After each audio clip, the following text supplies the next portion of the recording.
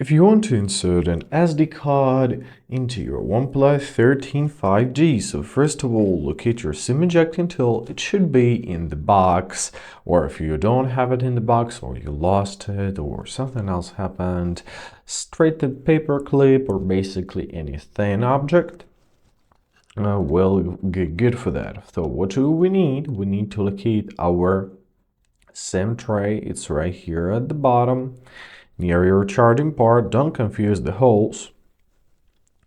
So simply insert your SIM ejecting tool, take out your SIM tray. Great, there it is. Now let's grab our SIM tray and inspect it. Here we have a slot for SIM 1 and here we have a slot for SIM 2. So insert your SIM card in any slot available. It doesn't really matter. So let's do this. Make sure that the contacts are facing top. You can find a pictographic sign how to insert your SIM card. All right, so as it is in, let's take back our loaded SIM tray and insert it into its place.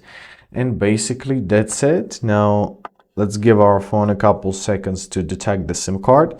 As you see, the signal detected, so our SIM card is in and it's exactly what we wanted. I hope this video is helpful. Thank you so much for watching. Have a great day and please consider subscribing to our channel.